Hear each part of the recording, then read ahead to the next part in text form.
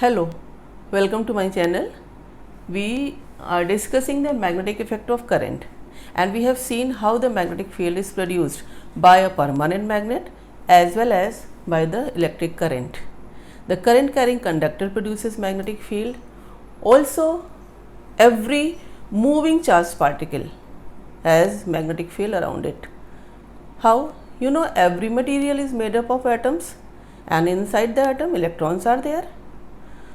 So, whether it will be the substance is conducting, non-conducting, insulator, whatever may be the material, it is made up of atoms, that is made up of electrons. And if electrons are present in the matter or atom, they are revolving around the nucleus. Revolving electron is the source of magnetic field, you know. Even then, we will discuss further that why all substances do not show magnetic behavior, because magnetic behavior due to revolving electron is cancelled off due to the distribution of electrons or due to their spin motion. We will discuss later on, that is the permanent magnet or temporary magnet. Now, why I am saying here that magnetic field is produced by current carrying conductor around it or the motion of electrons as well as by the permanent magnets. We have seen that in Biot-Savart's law, the wire was of any shape, that is, suppose this was the wire of arbitrary shape, and the small current element of dl length and current flowing through that is I, so it becomes vector I dl, which produces the magnetic field at this point here or at this point here. The magnitude and direction we have discussed. If we divide the whole wire into so many small current carrying elements, then for each and every current element, the direction of magnetic field at the particular point will remain same. That is, if the current is upward, then at this point, due to right hand thumb rule, we have found cross perpendicular to the plane downward. So, due to all current elements, suppose we discuss this one, or we consider the wire is made up of so many ideals, but current of its direction will remain same. Similarly here. So, remember that if the current is upward and the point is on the right side of the wire in which the current is upward, the direction of current is perpendicular to the plane downward, and if the point at which you have to find the magnetic field is left on the wire, current is upward, then the magnetic field will be perpendicular to the plane upward. We can also find that we have written here this dB magnetic field due to current element as mu naught upon 4 pi ideal sine theta upon r square. We have discussed yesterday. This formula can be used to find the magnetic field due to a current carrying circular wire in the shape of circle. Suppose there is a wire in which the current is flowing in this direction. We have taken a point P, which is the center of the circle. Then for any of the elements, suppose this is the small element, current is flowing, so this may be written as ideal, and you join this element, this will be the radius r, and radius and tangent at every point of the circle are perpendicular. What will be sine theta? 90, sine 91. So, here you will find the magnetic field due to all current elements if you divide the circle into a smaller part and each length is dl. Then what will be here? Mu naught upon 4 pi this I upon r square, and within bracket you will write only dl because sine 90 is 1. What is dl for the circle? Dl is the small length. What will be the complete length? 2 pi r, that is the circumference. So, this will be mu naught I upon 4 pi r into 2 pi r. What do we get here? That magnetic field a wire of in the shape of circle having current is mu naught I upon 2r.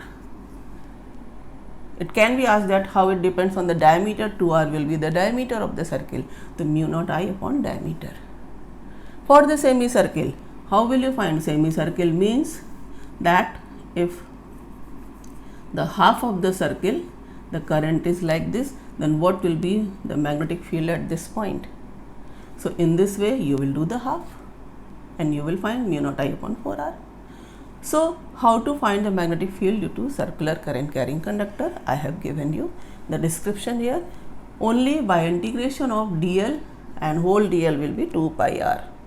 Similarly, if the direction of current will be reversed, then you will get the same magnitude but opposite direction at the center of the circle. How here? Look here, the current is clockwise at the center. The thumb, now in the right hand rule, if thumb represents the direction of current, then fingers represent the magnetic field lines, and at any point tangent represents the direction of magnetic field at that point. In the other way, if the wire is in the form of circle, that is current carrying conductor in the circular shape, then it will be represented by the right hand fingers curling around the thumb. Then the curling of fingers will give the direction of current, and the thumb will give you the direction of magnetic field at the center. So here this will be the magnetic field at the center, that will be cross. And you can also say that suppose this is a wire, I told you that at this point current is upward, magnetic field will be downward. So if you say that this is the wire and at this point current will be downward, okay, then the current moves in this way. Then again the wire is, look from this side, the point is again at the right side of the current carrying conductor, current will be downward. Then here, look here, current will be downward, and here the current will be downward. So in this way, either the circle or this is the shape, current will be downward here.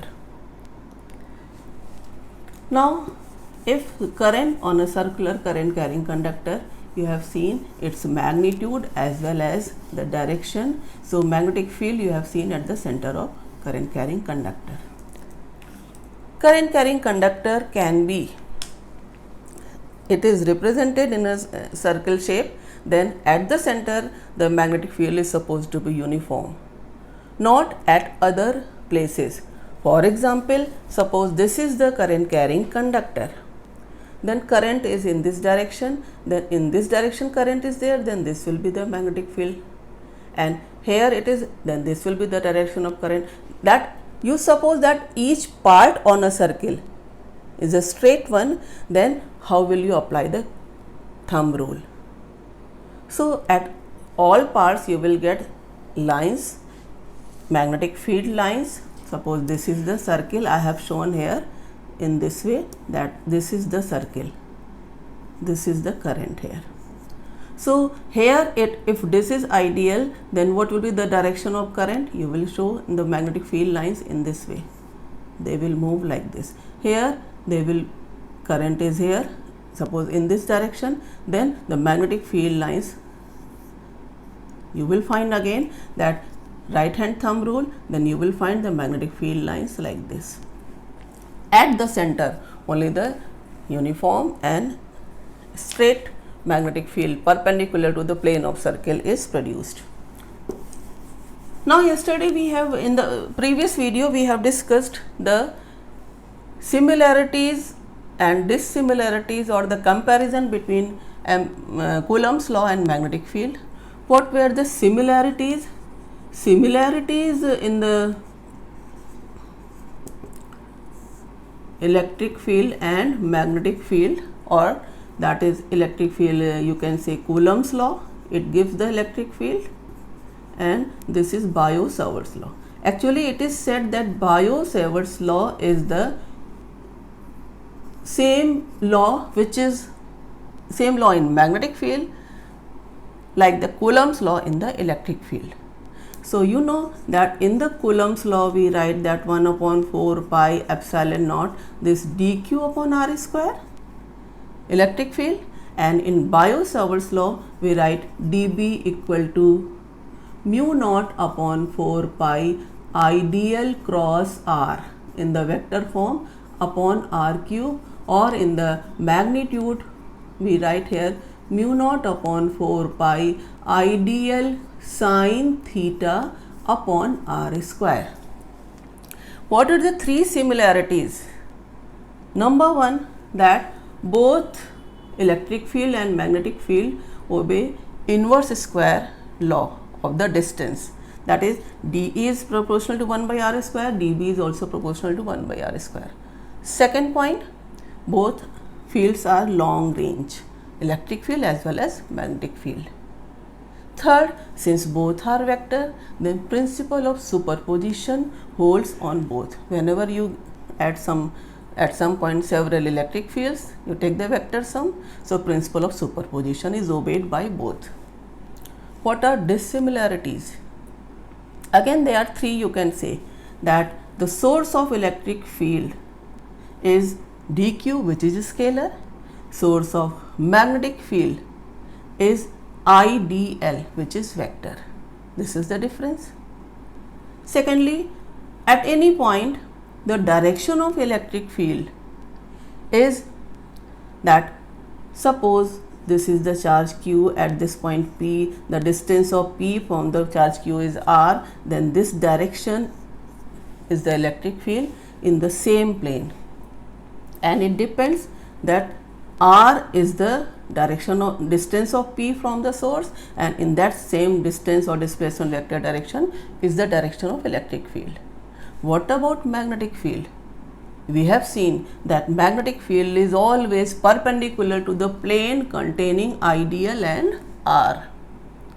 And last difference, that electric field does not depend on any angle. No angle dependence for electric field. Here magnetic field depends on value of sine theta, that is angle between the particle from its distance, point at its distance from the ideal, that is angle between ideal and r, current element, and the distance of that point at which you have to determine the magnetic field. Now in further continuation of the topic, we will find that what will be the magnetic field due to a straight conductor of finite length. Here I have shown due to these straight lines that AB is a straight conductor. I have taken this DE, small element of length DL, suppose this is DL. Then if DL is the current element, the current flowing through the wire is I, at point P we have to find the magnetic field. This distance, perpendicular distance of point P from the wire is R, and the distance of P from the element is X. Since element is supposed to be very small, then and E of the element makes, suppose, this angle delta phi. Phi is the angle between the DP and CD, that is the perpendicular distance and the distance of element. They are at the angle phi. Let us see that if this is angle theta, then the CDP angle can also be taken theta, only when DE is very small. Now if from D a perpendicular is drawn, this DF, then DF can be calculated here in the right angle triangle EFD and DPF. And since the wire is of finite length, then B and A are the ends of the wire. Suppose the end A is making angle, suppose this is angle phi 1 with the point P, and the end B is making angle phi 2 with the point P, and this is the angle phi 2. Now if DF is written from the triangle EFD, what description we are going to find? We are going to study about the magnetic field due to at a point due to straight wire of finite length, and this is the AB. So in the triangle EFD, we can write what is sine theta. Sine theta, you know, this FD upon DL. We can write sine theta is FD upon this ED, this is DL. So this FD can be written as DL sine theta. Use the same FD in the bigger right angle triangle. This is the normal D to F. So DFP.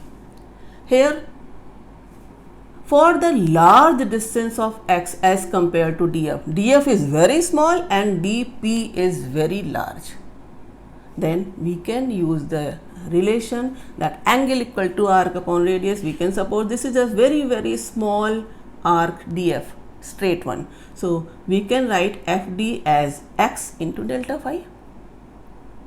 This FD can also be written as X into delta phi. Now what is point P at which the magnetic field is to be determined due to this DE element? This is dB equal to mu naught upon 4 pi IDL sine theta here upon X square. What is DL sine theta? We have found that DL sine theta, this X delta phi. Put here mu naught upon 4 pi I DL sine theta is X delta phi, or you can write it as d phi upon X square. Then X is cancelled. One more thing here, that phi from the right angle triangle CDP. CDP triangle gives you that what is cos phi? Cos phi is R upon X. Put the value of X here. X will be R upon cos phi. So what will be here? Mu naught upon 4 pi I upon this will be R, and here cos phi d phi. This is the expression for dB. This is small element produces magnetic field at P. Then for the whole wire, the integration will give you this B equal to, from where to where? This minus phi1. Why minus 7? Below P. So from minus phi1 to plus phi2 dB. And what dB? This is, you write the value and constants will be taken out of the integration sign. Then will be mu naught upon 4 pi this I upon R, this sine phi, cos phi d phi. And you know the integration of cos phi d phi is sine phi, and the limits from minus phi1 to phi2. So finally you will get the expression that the magnetic field at point P due to the whole wire of finite size, that is AB, will be given by B equal to mu naught upon 4 pi I upon R. This will be sine phi, limits minus phi1 to phi2. So mu naught upon 4 pi I upon R sine phi2 minus sine minus phi1. The sine minus phi1 is sine phi1. So finally you will get the expression that the magnetic field will be mu naught I upon 4 pi R within bracket sine phi2 plus sine phi1. Now in this expression, look that if the point P, it is at which the magnetic field is this. First case is that wire is of infinite length. What will be the values of phi1, phi2? If you increase this length, then phi1 will increase up to infinity. What do you think? That for infinite length of conducting wire, phi 1 equal to phi 2, both will become 90 degree, pi by 2. And what is sine 90? 1. So the expression will become mu naught I, 1 plus 1 will be 2. So 2 and this 4 pi will be cancelled. So you will get 2 pi r. One more case, that if the point P lies very near and in front of any of the end of the wire, then if at this end or at this end, you will find then if point P is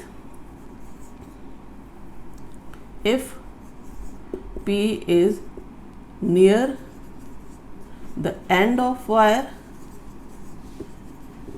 then what will be B?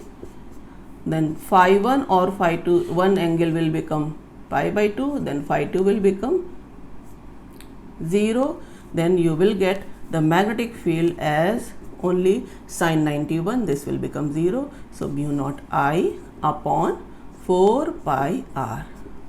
So what we have observed, that due to straight wire, B is inversely proportional to R.